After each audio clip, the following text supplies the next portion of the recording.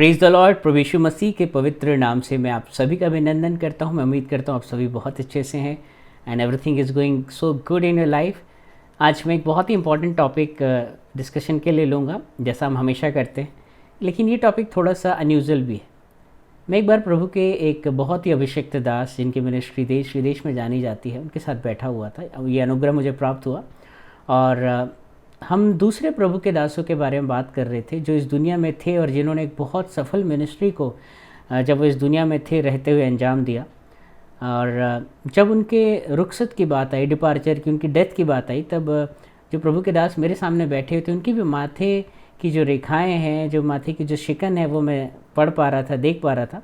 और कहीं ना कहीं उन्होंने भी कहा कि हाँ, सब कुछ अच्छा था भाई तिवारी, लेकिन इतनी जल्दी वो प्रभु के पास चले गए, ये थोड़ा सा एक डाउट, एक क्वेश्चन मार्क क्रिएट करता है।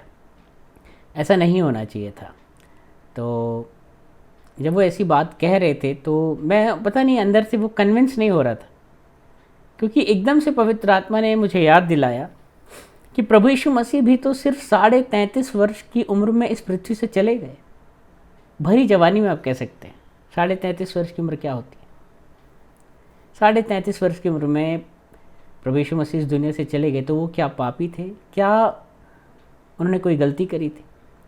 प्रभु के चेलों के बारे में बात करें, मसीह यीशु के चेलों के बारे में, तो यूहन्ना को छोड़कर बाकी सब भरी जवानी में, किसी को आरे से 2 भाग में काट दिया गया, किसी का सर कलम कर दिया गया, किसी को पत्थर से मारा, किसी को गरम तेल के कढ़ाई में डालकर मार दिया गया, और किसी को आप कह सकते हैं कि उल्टा लटका कर मारा गया।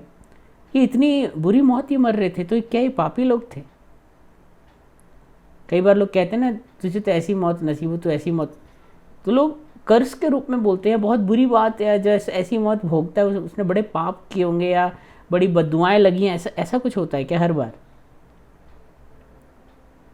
देखिए, कुछ केसेस में ऐसा हो सकता है कि अगर किसी प्रभु के दास के जीवन में कोई छुपा हुआ पाप हो, जब वो स्टेज पर आ रहा है, लोगों के सामने आ रहा है, तो बहुत ही पवित्र, बहुत ही अभिषेक और नम्र नज़र आता है। लेकिन प्रभु यीशु मसीह और परमेश्वर जो हैं, उसके जीवन की छुपी हुई बातों को भी देख रहे हो, लगातार वो देख रहे हो कि वो हालेलुया एक तरफ कह रहा है और एक तरफ लगातार पाप किए जा रहा है, और दुनिया से वो अपने आप को बचाकर बहुत ही अपने आप को अभिषिक्त दिखाने की कोशिश कर रहे हैं।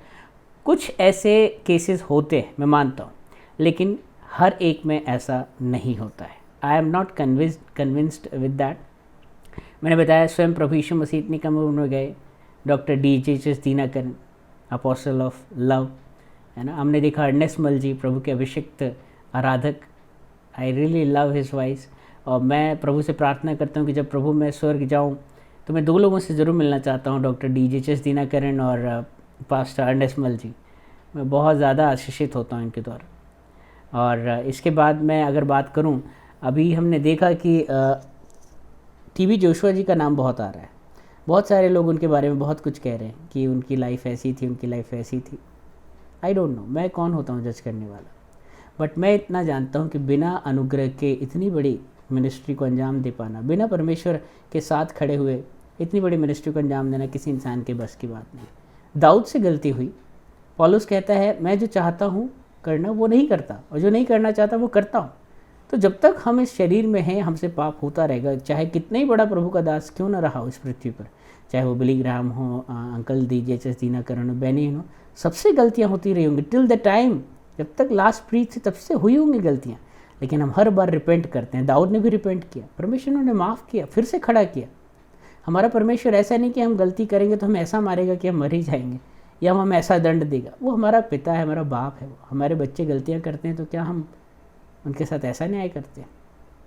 जब हम इतने बुरे होकर ऐसा सोचते हैं अपने बच्चों के लिए, उनके ऊपर इतना कुछ भी बुरा मारते हैं, लेकिन ऐसा नहीं मारते कि उनकी कोई हड्डी टूट जाए, वो समझ सकते हैं आप। वो परमेश्वर पिता है, वो माँ से भी, दूध पिलाती हुई माँ से भी बढ़कर ज़्यादा प्यार करने वाला परमेश्वर। तो मैं ऐसा पूरी तरीके से नहीं मानता कि ऐसे बहुत से अभिषिक्त प्रभु के दास कोरोना में बहुत कम उम्र में चले गए। हो सकता है आपके प्रियजन बहुत अच्छे विश्वासी रहे हैं, बहुत अच्छी प्रेयर लाइफ हो, अचानक वो कोरोना में या किसी और बीमारी से चले गए, और लोग अगर शक की निगाह से देख रहे हैं, अरे इतनी जल्दी तो नहीं जाना चाहिए था, कोई बात थी क्या? ये बहुत गलत सोच है। आप इस तरीके की सोच को बिल्कुल भी एंटरटेन ना करें। हमने देखा कि परमेश्वर भी हमारी फेलोशिप के लिए क्रेव करता है। वो हर दिन शाम को मिलने आता है, वो तड़पता है हमारी फेलोशिप के लिए। हनोक को आपने देखा, हनोक ने क्या किया? हनोक ने जो है परमेश्वर को प्रसन्न किया, ऐसी गवाही दी गई कि परमेश्वर ने उसे उठा लिया। परमेश्वर मिस करते थे पर कि हनोक तुम रोज़ रोज़ जाते हो, आते हो, फिर जाते हो, मुझे अच्छा नहीं, अब तुम आज मत जाओ, अब तुम मेरे साथ ही रहो।